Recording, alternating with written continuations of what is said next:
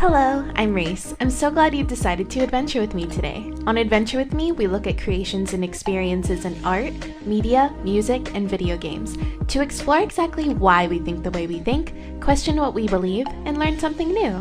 Media you consume undoubtedly impacts our lives and interactions, and today we'll be talking about the legendary visual novel game, To the Moon.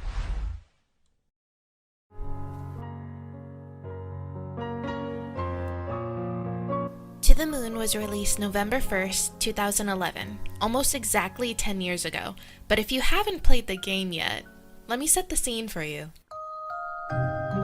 Succinctly put, it's about a man, John, who's on his deathbed and hires a medical service from Sigmund Corps. The player plays as two cheeky doctors from Sigmund Corps, tasked to infiltrate John's memory and make his dying wish come true.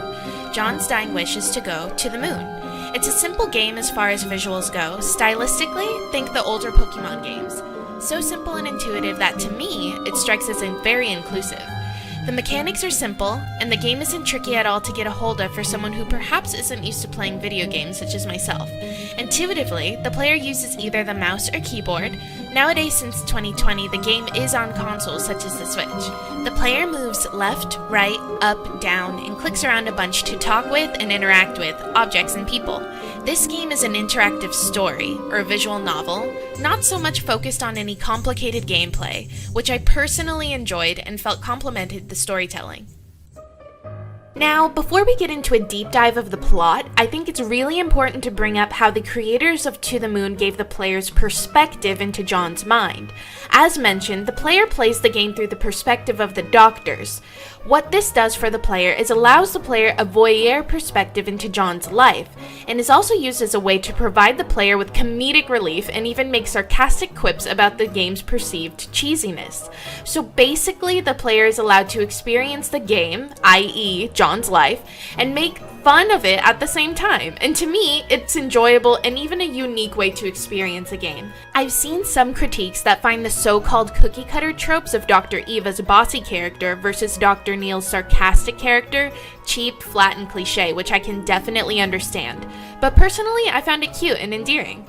Additionally, the limitation of gameplay interactions was strengthened by the narrative belief that we are just playing as doctors inside of someone's mind. We truly had no control but only influence over John. The point of the doctor's job was not to make anything actually happen in reality.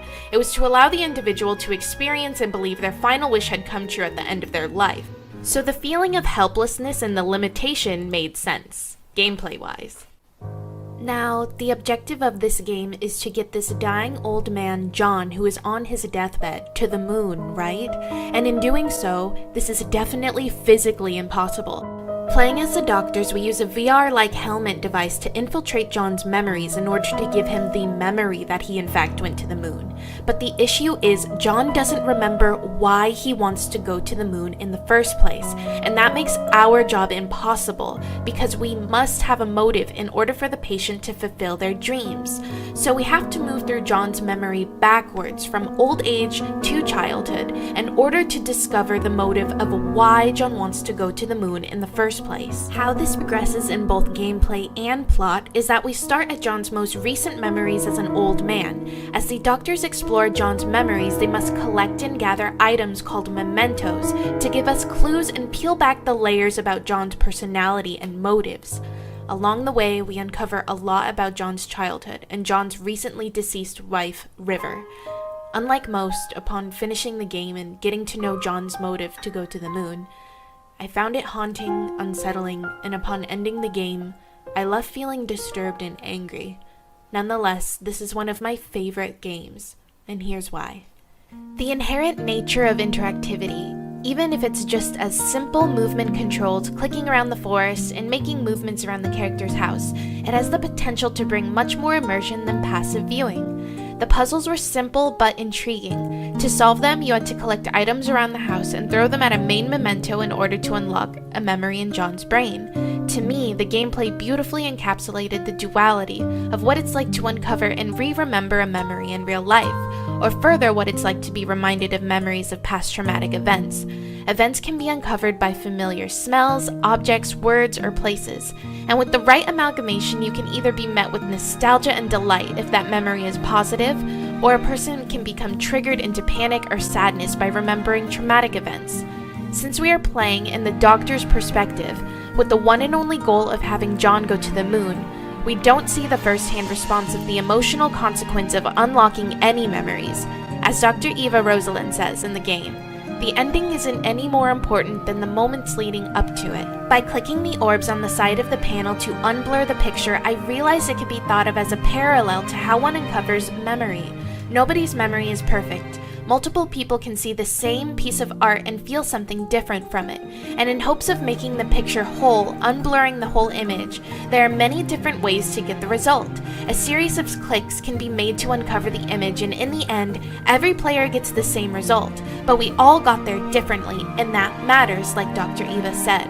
Although we are seeing the same item, the same image, our experiences getting to that image are not the same. Playing from the Doctor's perspective as completely results-oriented, we are completely removed from any consequence that may incur by unblurring the image and unlocking the memory. In this way, it's a sad reminder that Sigmund Core just fulfills their contracts, and they give dying people false happiness.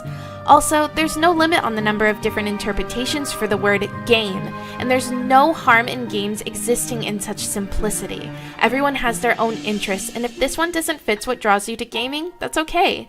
The enjoyment of any type of art is a completely subjective matter, and in my case, I loved it because it gave me time to think about the story and why the developers had me uncover memory in that way.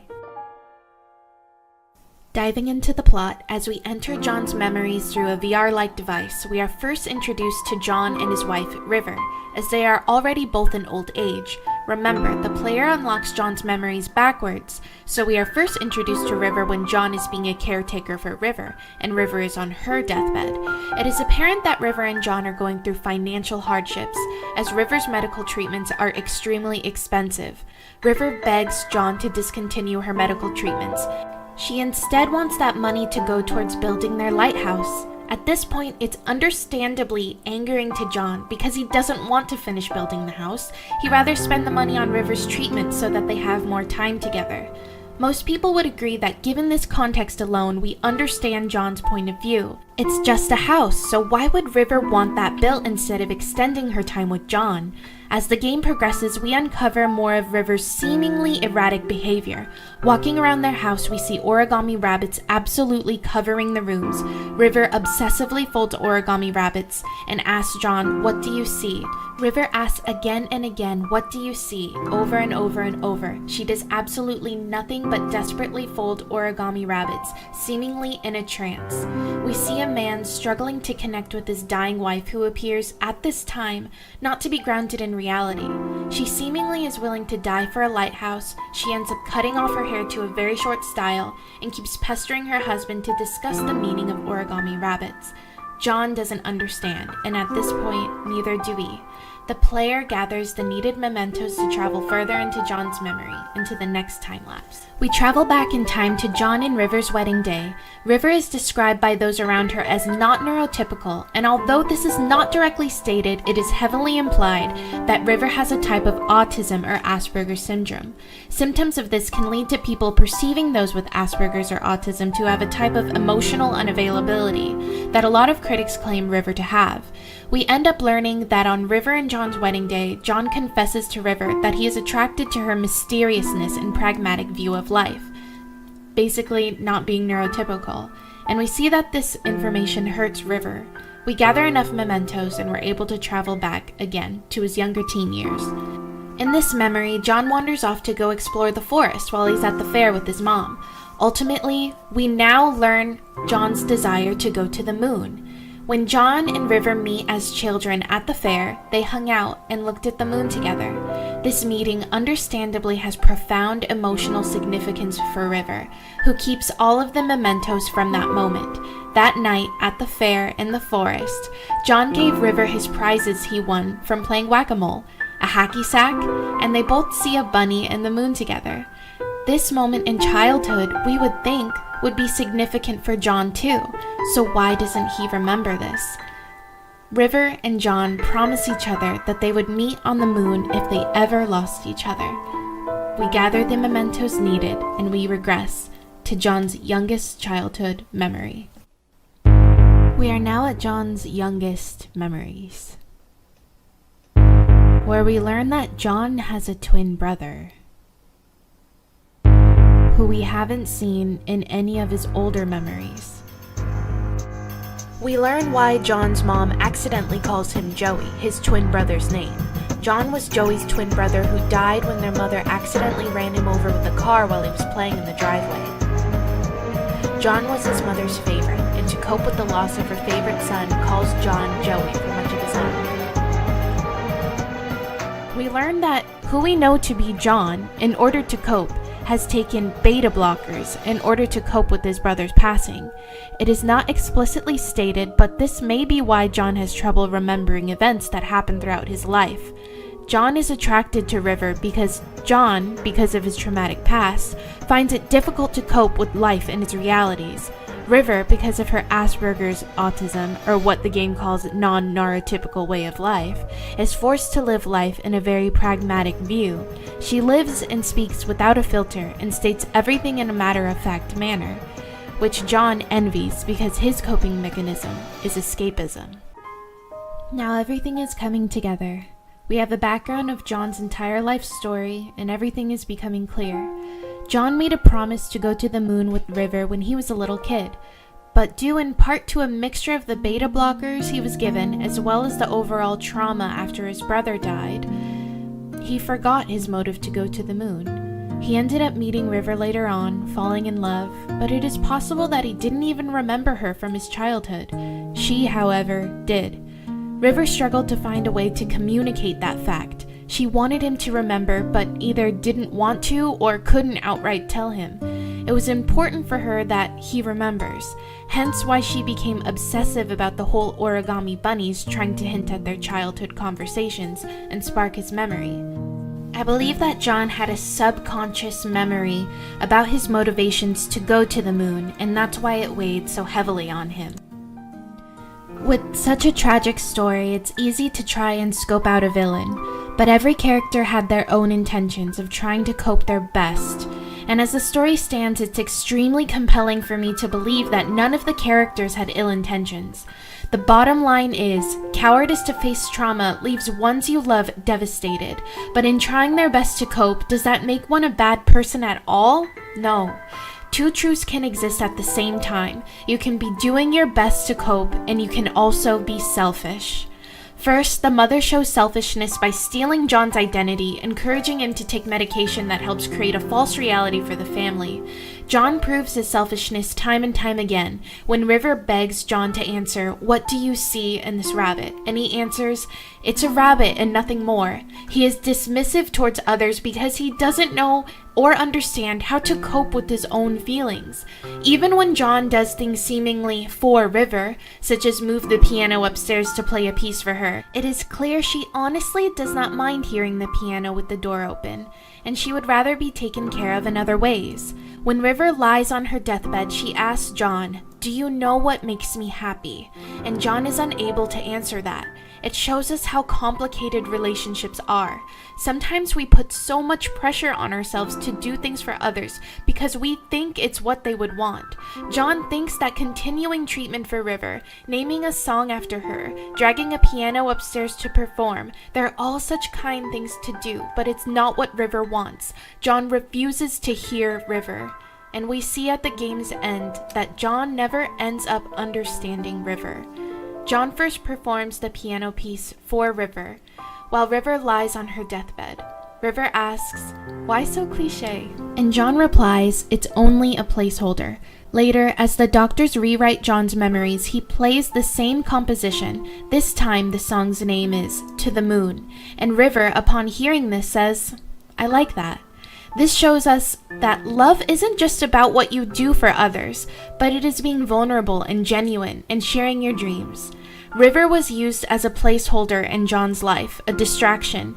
He loved her like a bomb shelter, somewhere to hide from the refuge and be safe. But this doesn't mean that he didn't truly love her. For River, being in a relationship with John was important for her because of the simple moments they shared.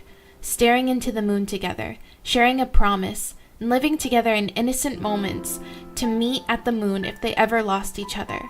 Love to River is remembering the hacky sack that John gave her at the fair, which he ended up forgetting altogether and throwing it off a cliff, dismissing it as just a toy.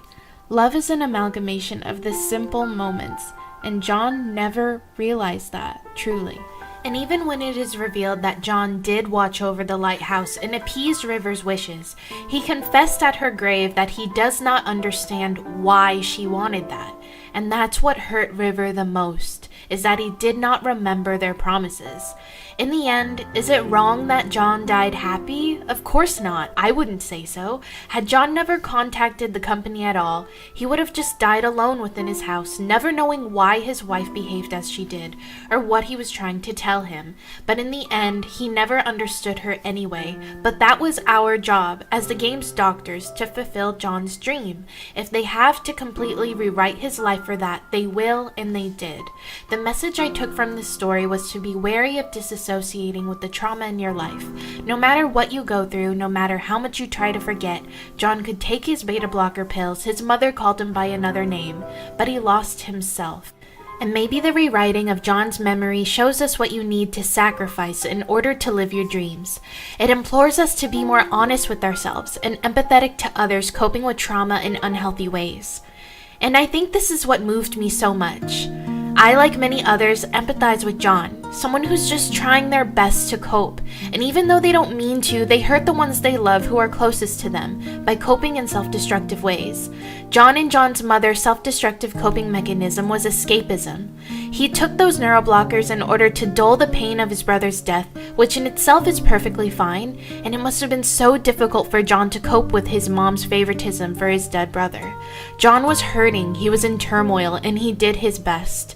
Because in trying to escape his painful memories, he also erased the good. He erased his entire motive to be with River, and he was numb to all emotion, not just the pain. Could John have met a similar tragic demise if he tried to cope with the realities of his tragic memories? Maybe. It could have even been worse. And nothing is certain, and that is what makes this story so tragic. John, in doing his best to cope, hurt River, who he loved the most. She died begging him to remember their first moments, and she was willing to die for the opportunity for the memory of their love to live on, that lighthouse.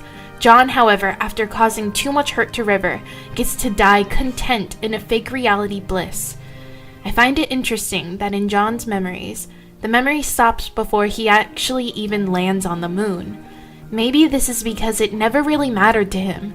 He just wanted to feel okay. He didn't care if it was real or not. And the doctors, are they to blame by encouraging people to die without consequence and peace? But is it really helping anyone? It's not real after all, and only in reality is there consequence. I don't believe the ending exists to give us a happy ending at all. Even though John did die happy, maybe even more content than he has been in all of his life, and you as the player discover how to accomplish this happiness. Yet, as a player, it's unsatisfying, because we see the pain that escapism has caused his wife, River, and the person he hurt the most gets no justice. Sure, we completed the job, and in the end, nothing would have changed at all for River in reality, but we see where medicine could have failed both River and John. Instead of rewriting his memories, we see that in this game, technology and medicine has progressed to the point that people can uncover memories and know the truth. But instead of this, John, with the help of medicine, was able to escape, and it enabled his numbness and allowed him to hurt those around him. The more I thought about the ending, the more it bothered me. Was John really happy to attain a dying bliss based off of fabricated memories? Probably. And it probably gave him peace.